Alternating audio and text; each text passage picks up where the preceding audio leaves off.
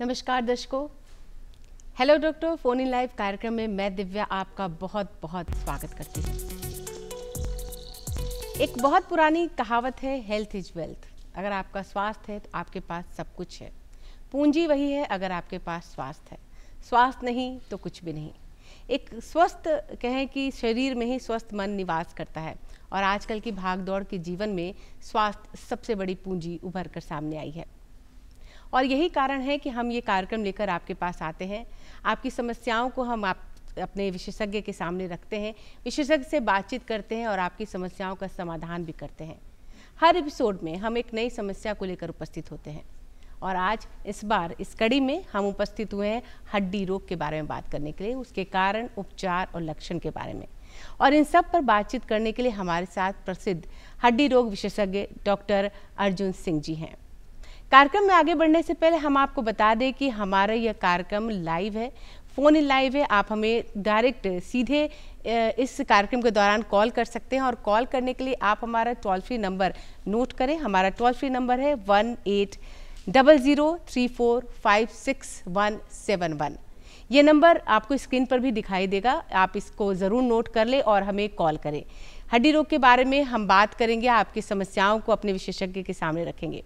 Sir, सबसे पहले तो आपका इस कार्यक्रम में बहुत बहुत स्वागत है। सर, आज जो टॉपिक लेकर हम आए हैं सर, हड्डी रोग, कारण, उपचार और लक्षण। सबसे पहले जानना चाहें सर, हड्डी रोग कितने प्रकार के होते हैं और क्या है हड्डी रोग? सर, हड्डी रोग के प्रकार को इतने छोटे कार्यक्रम में ठीक से नहीं समझा पाएंगे हम लोग। तो हड्डियों में 2-3 क्लास है। एक है एज के कारण जो बीमारी होती है, वो सबसे ज़्यादा हड्डी ही झेलता है। तो एक ये है, दूसरा कोई एक्सीडेंट होता है तो हड्डी ही टूटता फूटता है, जिसके लिए हम लोग चिंतित रहते हैं कि जान नहीं चली जाए जी। और तीसरा है कि कॉन्जेनाइटल कुछ डिजीज होते हैं जो बच्चों में से शुरू होते हैं और अगर प्रॉपर केयर नहीं हुआ तो आगे भी चलते रहता है उसका निदान। वो जन्मजात होते हैं। जन्मजात होते हैं जी।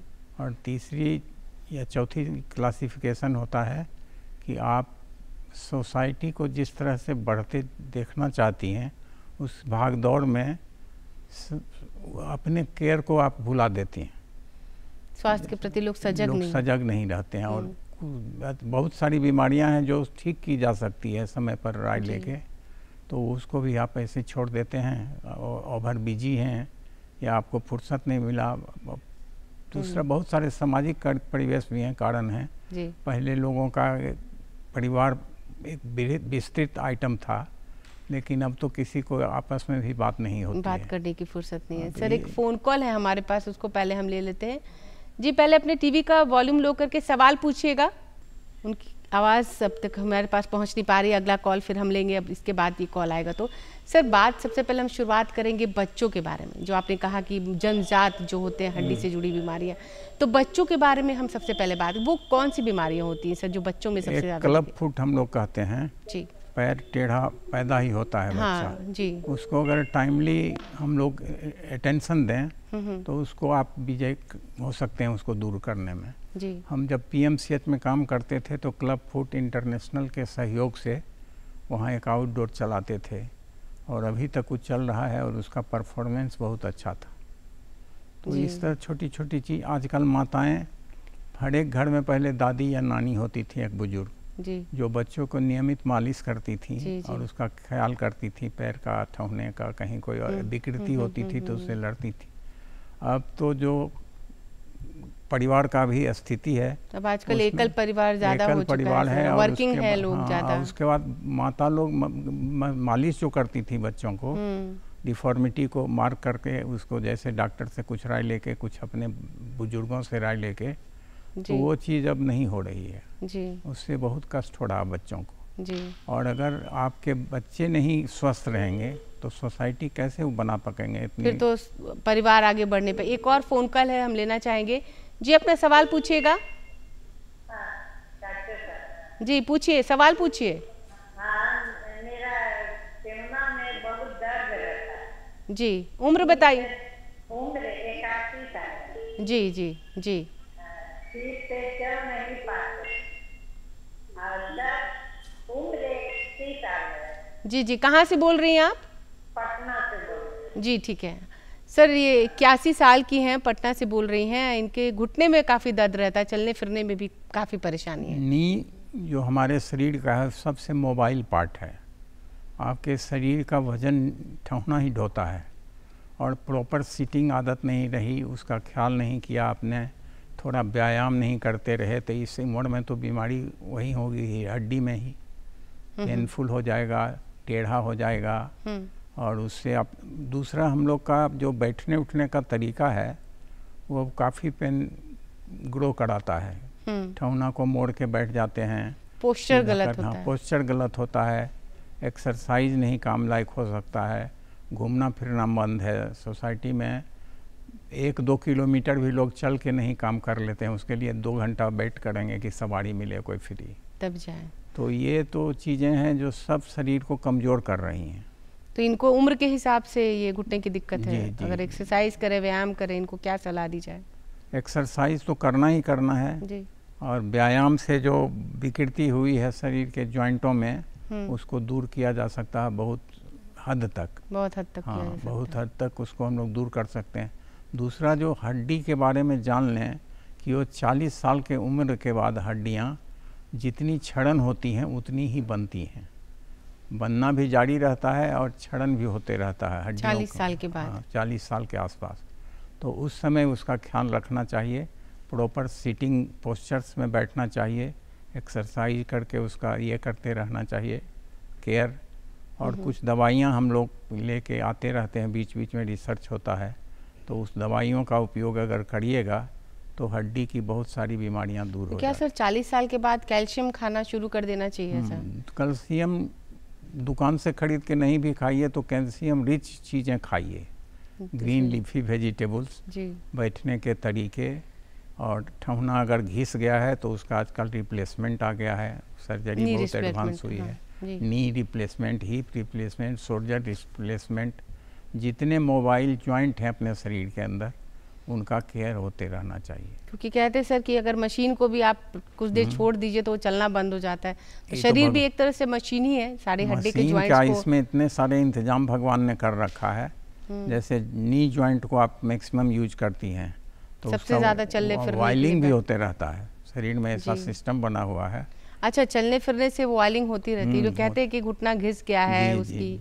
तो यहाँ उसको पे आप ग्रीसिंग कम हो गई है। जी, ग्रीज कम हो गया है। ग्रीज तो है नहीं, वो भगवान का बनाया हुआ स्रोत है एक, वो बनते रहता है चलने फिरने से। अगर ज़्यादा आपने चले, जैसे हमारा थोड़ा सा अनुभव है, देवघर सावन में हम लोग पैदल जाते थे यंग एज में, तो वो ठहना जो था गर्म हो जाता था और मचमच करता था, तो उसका भी निदान था कि थोड़ा रेस्ट कीजिए, थोड़ी दवा लीजिए और फिर चलते रहिए। चलिए सर। सर एक मधुबनी से फ़ोन कॉल है, हमारे दर्शक जुड़े हैं जी, अपना सवाल पूछिएगा। सवाल पूछिए। सवाल यही है जी मेरा जो है, जब कहीं झुकते हैं ना जी या घुटना से या कहीं ज्यादा प्रेशर पड़ता है, ये हड्डी बहुत दुखने लगता है, हो जाता है हड्डी टूट गया, जरा सा भी दबाव पड़ता है तो कुछ जी दर्द अनुभव होने लगता है। जी जी इसके लिए मैं क्या करूँ तो मेरा हड्डी मजबूत रहे और किसी परेशानी में नहीं पड़े? जी बिल्कुल बिल्कुल, आपकी समस्या का समाधान हम ज़रूर करेंगे।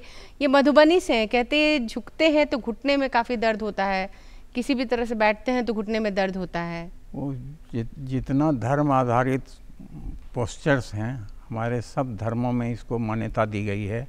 योगा करके उसको आप ठीक रख सकते हैं। उसके बाद अपना शरीर का वज़न बहुत नहीं बढ़ने दें। होता ये है कि आपकी एक्टिविटी वाली आयु है नहीं, जितना एक्टिविटी करती थी वो भी गायब हो जाता है उम्र के चलते। जी जी जी। तो उसको बनाए रखना है, एक्टिविटी कम नहीं होनी चाहिए। एक्टिविटी कम नहीं होनी चाहिए। और जो उससे संजत दवा है, किसी अच्छे डॉक्टर से जो आपके आसपास हों, उनसे राय लेकर के दवा का सेवन नियमित करेंगे।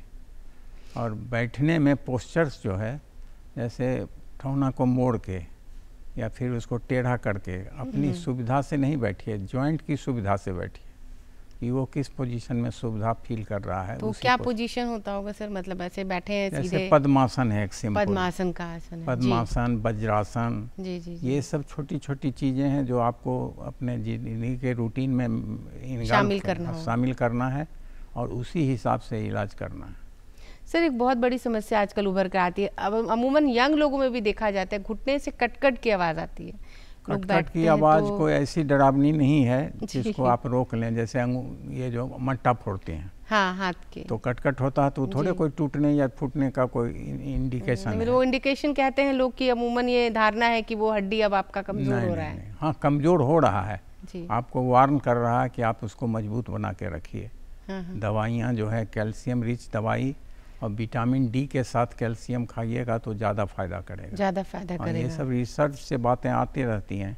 जैसे कहीं चोट लग गया, बच्चे को स्कूल गोइंग बॉय है, खेल रहा है, कूद रहा है, स्पोर्ट्स इंजरी होता है, तो उसमें भी है कि पहले बर्फ़ से उसको सेंक दीजिए, तो ठंडी चीज़ें, हाँ 3-4 दिन बर्फ़ फ़ायदा करेगा। उसके बाद गर्म पानी नमक ये डाल सेंकिएगा।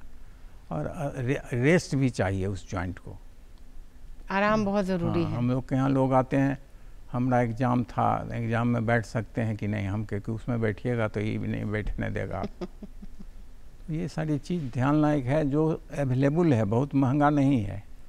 जैसे हिप को कहते हैं लोग कि बदल दिया जाता है, हिप रिप्लेसमेंट, नी रिप्लेसमेंट, तो ये सब बहुत मनी टेकिंग है और सब आदमी अफोर्ड नहीं कर सकता है। लेकिन जो छोटी छोटी चीज़ है उसको आप अफोर्ड करते हुए अपने शरीर मतलब को पहले से ही अगर आप बहुत ज़्यादा सावधानी बरतेंगे तो इन सब चीज़ों की वजन नौबत अगर आपने नहीं नहीं बढ़ने दिया जी, तो उसका सीधा फायदा जॉइंट को होता है। जो कैरिंग जॉइंट है उसी को मुश्किल में रहती है जी। तो अब 90 किलो 100 किलो के लोग महिला और जेंट्स आते हैं इलाज कराने, बोलते हैं कि हम ठीक कैसे होंगे। हमने कहा कि आप तो बीमारी का घर पाल रखा है, आपके घर से ही आपको बीमारी आई है, मोटापा घटाइए तभी कम हो सकता है जी। बच्चों की हम लोग जो बात कर रहे हैं तो सर जन्मजात बच्चे के पैर टेढ़े होते, कभी कभी देखा जाता है कि जब बच्चे चलने लगते हैं तो उनका थोड़ा सा पैर लगता है जैसे नोक करता है जी, जैसे मुड़ा हुआ जैसा रहता है, वो कौन सी बीमारी है? वही है, क्लब फुट में भी शुरू से ऐसे होता है। क्लब फुट के 2-3 प्रकार होते हैं, लेकिन ये खूब होता है उससे, क्लब फुट से भी। तीसरा है कि पैरों में जो लेंथ है वो एक्सरसाइज खोजते हैं या मालिश खोजते हैं, घरेलू जो भी हम लोग की दादी नानी करती थी, वो खींचती थी, मस्टर्ड ऑयल से मालिश करके खींचती थी, मट्टा फोड़ती थी जी। तो ये सब चीज़ें खत्म होती जा रही है। अब तो डॉक्टर भी मना करते हैं सर कि मालिश, ये तेल से मालिश नहीं करना है। नहीं, जो बच्चों के डॉक्टर होते हैं नहीं, वो तो सरसों तेल मना करते हैं। वो दवा रखते होंगे कुछ जो उसका हाँ, मेडिकेटेड वो तेल देते हैं उसको यूज़ करने के लिए। तो इस पर हम चर्चा नहीं करेंगे, हर एक डॉक्टर का अपना स्टाइल है और जो उपलब्धि है उससे मिल के लोग काम करते रहते हैं जी। सर पोस्चर की अगर हम बात करें, जो ऑफिस में काम करने वाले लोग हैं जो 8-8 घंटे कुर्सी पे बैठे रहते हैं, उनको क्या आप टिप देंगे? क्योंकि उनके पास समय की कमी होती है, सुबह 9 बजे जाते हैं, रात में 9 बजे आते हैं। ऑफिस में बैठ के भी अपने पैरों का या इस तरह के यंग जो हमारे हैं स्पाइन्स का, रीढ़ की 33 हड्डियों का पीस एक दूसरे पर सजा हुआ, जैसे दीवार में ईंटें सजते हैं जी, वैसे ही भगवान ने बनाया है इसको ठीक रखने के लिए। इसमें दिक्कत क्या है, लो बैक पेन आजकल बहुत पॉपुलर होते जा रहा है लोगों को तंग करने में। तो हम लोग का उसमें राय है कि कारण जानिए। ये 33 हड्डियाँ जब आप बैठते हैं, काम करते हैं ऑफिस में इतना देर तक, तो सब स्ट्रेन में रहता है जी। सर एक भागलपुर से कॉल है, उसको ले लेते, फिर हम आगे सवाल पे रहेंगे जी। पूछिएगा सवाल। मेरे दोनों, मैं बिहार भागलपुर से बोल रही हूँ। हाँ बताइए जी। मेरे दोनों पैरों में ना घुटने के नीचे बहुत दर्द रहता है, घुटने में भी रहता है। मेरी उम्र 48 साल है जी। उम्र 40 साल है, घुटने में भी दर्द है? जी 48 साल है। 48 साल उम्र है इनकी, घुटनों में भी दर्द रहता है, घुटने के नीचे भी इनको दर्द रहता है जी जी जी। आपका सवाल हमने ले लिया है, हम अभी विशेषज्ञ से आपकी बात जी। कुछ नर्व को मजबूत करने के लिए दवाइयाँ आई हैं जिससे काफ़ी फायदा भी होता है। और ये झंझनाहट पैरों के नीचे जो क्रैम्प भी आता है, वही तो उसको उसी डोज में लेना पड़ेगा उनको। कैल्शियम, विटामिन डी और न्यूरोबियन टाइप की दवाइयाँ जो हैं, न्यूरोबियन फोर्ट वगैरह जो आती है, उसका भी दूसरा एक एडवांस रूप आया है दवा में। तो उस सब का नियमित यूज करना चाहिए, वजन घटा के रखना चाहिए।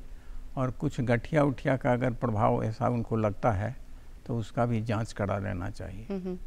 तो विशेषज्ञ के पास भी आप जाके अपनी जांच कराएं। और इसके अलावा जो हमारे डॉक्टर साहब ने आपको दवाइयाँ बताई हैं उनका भी आप सेवन कर सकती हैं और एक स्वस्थ जीवन जी सकती हैं। सर वही जो बात कर रहे थे पोस्चर की, आजकल जो युवाओं में पोस्चर, जो आपने कहा कि हड्डियां, पोस्चर को इस तरह से समझिए कि माँ के कोख से ही बच्चा ऐसे रहता है, बिल्कुल बुढ़ा हुआ। यहाँ आया तो मास्टर जी दूछड़ी लगा के बस्ता डाल देते हैं पीठ पर जी। ये सब स्पाइन के ऊपर ही बोझ बनने लगते हैं। तो स्पाइन को फ्लैट वे पर रखना है, जैसे काम करना है तो ऐसे करके नहीं करना है, लेट के नहीं करना है, ऐसे करके करना है जिससे स्पाइन स्ट्रेट रहे, सीधी रहे आपकी। हाँ। बिल्कुल। और इसमें सबसे ज़्यादा तकलीफ होता है स्पाइन के सर्वाइकल एरिया में, गर्दन में। सर्वाइकल प्रॉब्लम तो आजकल अमूमन बहुत लोगों में देखा जा रहा है। वो कंधे का फ्रोजन फोल्डर जो है, फ्रोजन फोल्डर वगैरह, हाँ, शोल्डर जाम हो जाता है जी। वो एक्सरसाइज से ही ठीक होगा। दवाइयाँ थोड़ी बहुत ही खानी पड़ेगी, लेकिन मोटा तकिया नहीं लेना है। झुका करके तो ऐसे काम करते ही रहते हैं दिन में, ऑफिस में घर लौटे तो इतना मोटा तकिया लगा के सो जाते हैं। तकिया नहीं लगाना है, तकिया मोटा नहीं होना चाहिए, पतला पतला तकिया होना चाहिए जी। और गर्दन के, और ऑफिस में बैठे बैठे कोई एक्सरसाइज कर सकते हैं। बैठे हुए आपको माने हर एक घंटा 2 घंटा में कोशिश करिए कि 1 गिलास पानी पिएं और अपने जा कर के लाएं पानी को और तब पिएं, तो ये थोड़ा एक्सरसाइज होते रहता है। ऐसा अगर 10 बार आपने किया, सीढ़ियाँ चढ़े उतरे, तो उससे भी लाभ होता है। चीज़ों को कैसे आपके शरीर को नुकसान पहुंचा रही है, कौन सी चीज़, इसको आइडेंटिफाई कर लीजिए और उसी के निदान के निमित्त काम कीजिए। कहीं दिक्कत हो तो डॉक्टर से सलाह ले लीजिए। सर हड्डियां हमारी कमज़ोर हो रही हैं, इसके लक्षण क्या होंगे, कैसे जानें? पेन शुरू होना जी। बॉडी के हर एक जॉइंट, 208 हड्डियां हैं और उसके इतने ही जॉइंट अगल बगल के बोन से मिल के बनाते हैं। तो उनको अगर आप ठीक से नहीं रखिएगा तो आगे तो स्पेयर इसका मिलता नहीं है, नहीं मोटर है नहीं कि दूसरा स्पेयर मंगा के बदल दीजिएगा। अब तो जो टूटा फूटा है उसी को इम्प्रूव करना है। सबसे महत्वपूर्ण बात है कि वजन बहुत बढ़ रहा है लोगों का। 100 किलो के लोग, क्विंटल भर के लोग बहुत आ रहे हैं आउटडोर में। उनको हड्डियों की दिक्कतें हो रही हैं, सामने होगी ही। वजन ज़्यादा है, उसको ढोना है, तो ढोने का काम तो यही करता है बेचारा। सर सोनपुर से एक कॉल है, उसको ले लेते हैं हम। जी पूछिएगा सवाल। जी हेलो। हाँ पूछिएगा, सवाल पूछिए। सर मेरा नाम धनंजय कुमार हुआ, सोनपुर से बोल रहा है जी। उम्र मेरा 40 वर्ष रहा जी। और घुटने में बार बार पानी हो जा रहा है, 2 बार निकलवा। आप थोड़ा टीवी का वॉल्यूम कम करिएगा ताकि हम आपकी आवाज़ सुन सकें। टीवी का वॉल्यूम अपना कम करिएगा। घुटने में पानी भर जा रहा है जी, और 2 बार तलवार से पानी जी, और उसके बाद एक इंजेक्शन लगा के भी पानी हो जा रहा है।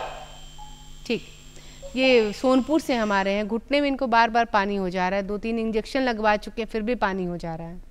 पानी बनने की प्रक्रिया को रोकना चाहिए। पानी जो बना हुआ है उसको निकालने का काम नीडल कर सकता है, लेकिन वो बने नहीं, ये होनी चाहिए जी। तो ASO टाइटर कहते हैं, वो जांच होता है, करा लेना चाहिए। अगर वो बढ़ा हुआ है तो उसके निमित्त दवाइयाँ हैं, पेनिसिलिन उसमें सबसे ज़्यादा फ़ायदा करता है, वो लगवाएं, धीरे धीरे ठीक हो जाएगा। और वही वज़न कम करें, एक्सरसाइज करें और उन जॉइंट्स का ख्याल बात करके रखे रहें। तो ये सबसे महत्वपूर्ण इंस्ट्रूमेंट भगवान का दिया हुआ आपको है, आपका शरीर। शरीर में आपका सब कुछ उपचार छुपा हुआ है अगर आप अपने शरीर को स्वस्थ रखते हैं एकदम। धनंजय, हमने आपके सवाल को अपने विशेषज्ञ तक पहुंचाया है और आप ज़रूर लाभान्वित हुए होंगे। उन्होंने जो दवाई बताई आप उनका सेवन करो और नियमित व्यायाम करें, ये एक सलाह डॉक्टर साहब की तरफ से दी गई है।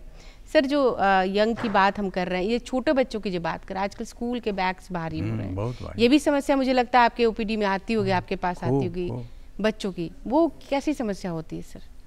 समस्या ये होती है कि बोन जो है बच्चों के वो बड़े सॉफ्ट होते हैं और नाजुक होते हैं और उस पर इतना तरह का आप वज़न लेकर के उसको और जलील कर रहे हैं उस हड्डी को, तो एक सीमा तक तो जब तक वज़न रहता है कम तब तक लिमिटेड हो जाएगा आपकी दवा से। लेकिन उसका निदान है कि बोन एंड बोन प्रोडक्ट्स आप कुछ न कुछ लेते रहिए। जैसे आजकल दूध पीने की परंपरा घट गई है। गांव में पहले 1 गिलास दूध सुबह में मिलता था, 1 गिलास शाम में। अब वो सब नहीं किसी को अच्छा लगता है, फास्ट फूड की तरफ दौड़ते हैं। आजकल पिज्ज़ा बर्गर ये ज़्यादा प्रचलन में कुछ नहीं है, आपके हित के लायक कोई चीज़ वहाँ है नहीं, बस टंग के लायक चीज़ है। यही छोटी तो छोटी सर जो आहार आप बता रहे हैं तो उसमें एक दूध बहुत ज़्यादा है, लीफी वेजिटेबल्स ज़्यादा हैं, और कौन सी चीज़ें अमूमन ये सब कुछ और भी सुनने को मिलता है सर, चूना हल्का सा खाने, ये लगता है भ्रम है, ये दूसरी मिथ है। दूसरी एक अच्छी चीज़ है जी कि आप 10-15 मिनट तक रोज़ सुबह में अपने पीठ पर सूरज की रोशनी का प्रभाव होने दें। वो समय कौन सा रहता है सर सुबह वाला? सुबह वाला अर्ली मॉर्निंग नहीं, अर्ली जब धूप निकल जाए बढ़िया से 7-8 बजे के बाद। तो थोड़ा पीठ पर लीजिए, उसको फेस पर लेने से दिक्कत होती है औरतों को, पीठ पर लेना चाहिए। आधे घंटे धूप जरूर ले, 10 से 15 मिनट लेंगे तो काम चल जाएगा। वो सीधे विटामिन डी रहता है उसमें, और विटामिन डी जहाँ रहेगा वहाँ कैल्शियम का सॉल्यूशन ज़्यादा बढ़िया असर करेगा। मतलब प्रकृति ने सब कुछ हमें दिया हुआ है, बस हम उसको यूटिलाइज करना नहीं जानते हैं। क्योंकि लोग अब एसी का प्रचलन बहुत है, लोग कमरे में रहना चाहते हैं, गर्मी किसी से बर्दाश्त नहीं होती है, लोग बाहर नहीं निकलना चाहते हैं। वो बहुत नुकसानदेह है।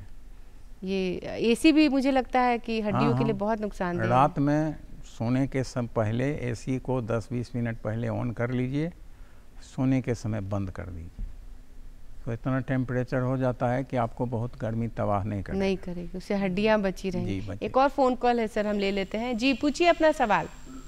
अरे वहाँ सुदर्शन लाइन है डॉक्टर का। हेलो, हाँ पूछिए, सवाल पूछिए। पूछ रहे थे कि मतलब कि वो डॉक्टर अर्जुन सिंह ने सवाल का जवाब दे रहे हैं ना? जी अर्जुन सिंह जी हैं हमारे डॉक्टर, बताइए। पूछ रहे थे कि कमर हमेशा दर्द रहता है, उससे विशेष में बात करना था। कमर में दर्द रहता है? हाँ, इनके कमर में हमेशा दर्द रहता है सर। उसका एक्सरे करा लेना चाहिए पुराना। पैर के तलवा में, पैर के तलवे में भी दर्द रहता है? पैर के तलवे का घुटना नहीं होता है? हाँ ठीक, जी।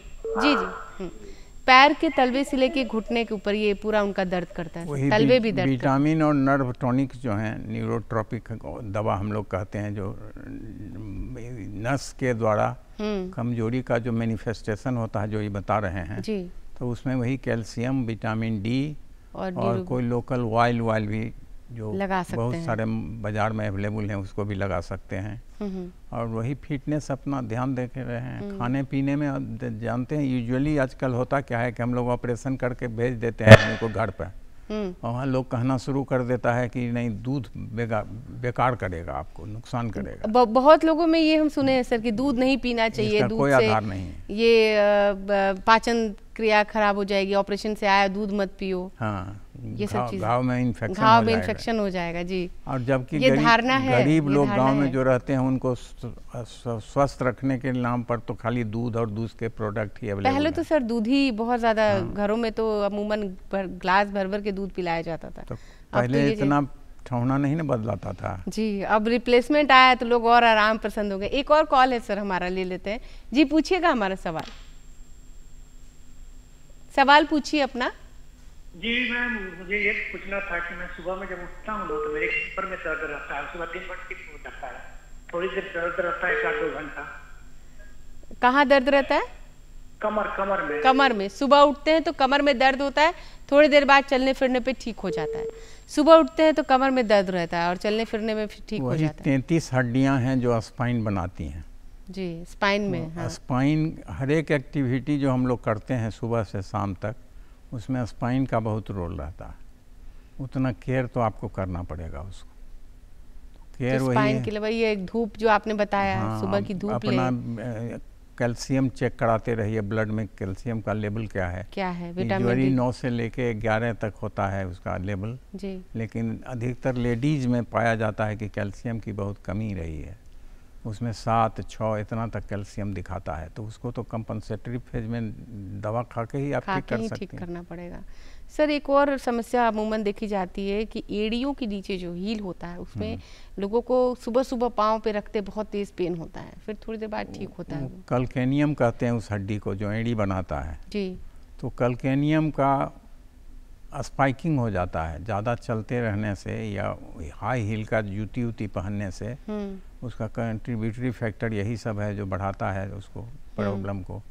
तो है कि चप्पल का जो सोल है उसको सॉफ्ट रहना चाहिए, और शाम जब आप नियमित कामों से निवृत्त हो जाती हैं तब गर्म कटोरे में गर्म पानी ले करके, एक कटोरे में गर्म पानी, दूसरे में ठंडा पानी, और एक एक 2-2 मिनट बारी बारी से एड़ी को उसमें डुबा के रखिए, तो दर्द बहुत हल्का हो जाएगा, कम हो जाएगा धीरे धीरे। जूते का सिलेक्शन का इसमें बहुत रोल है, बहुत रोल है। हाँ, सब आदमी हाई हील एड़ियाँ पसंद करते हैं पहनना लेडीज में ज़्यादा, और उसी के कारण उसका टिल्टिंग जो होता है ना वो इरेगुलर हो पोषण ही वो इरेगुलर हो जाता है, इरेगुलर हो जाता होगा सर। मुझे लगता है सर आपकी बातों से कि प्रकृति ने सब कुछ दिया है, सब कुछ, ये नहीं है कि दवाइयाँ की बहुत ज़रूरत नहीं है। अगर आप प्रकृति से ही सब कुछ ले तो बहुत कुछ हमारी समस्या हल हो सकती है।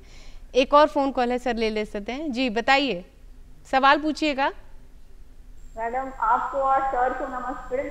जी नमस्कार सर, हमारी सिस्टर को की एज अभी 39 साल है जी, तो पिछले 15-20 साल से ऑस्टियोपीनिया बताया गया है सर। अब उनकी हाइट भी कम होती जा रही है, तो सर उनकी हाइट कम होने का क्या कारण है, और हाइट कम ना हो और पहले जैसे वापस ठीक हो जाए, इसके लिए क्या करना चाहिए? जी जी, ये स्पाइन के हड्डियां जो 33 हैं उसमें बहुत असर होता है कैल्शियम घटने का, तो वो जो हाइट है उनका थिकनेस वही बढ़ाता है ना स्पाइन को, तो थिकनेस उसका कैल्शियम लॉस होने से पचक जाता है वो हड्डियाँ, गांव की भाषा में बोलिए जी जी, तो पचक गया तो उसका केयर है, वही कैल्शियम लेना है, वही दवा खानी है। बेड जो है, बेड का सिलेक्शन भी आपको आजकल लोग डनलप बहुत ज़्यादा यूज करते हैं। पहले गद्दे थे जो माँ दादी वादी बिन के वो बनाती थी, सूजनी सर, हाँ, पुराने कपड़ों से जो बनता था, अब वो चलन नहीं है, अब तो डनलप वगैरह लोग सोते हैं। हर एक आदमी को डनलप ही है, अब तो सूजनी कहीं नहीं।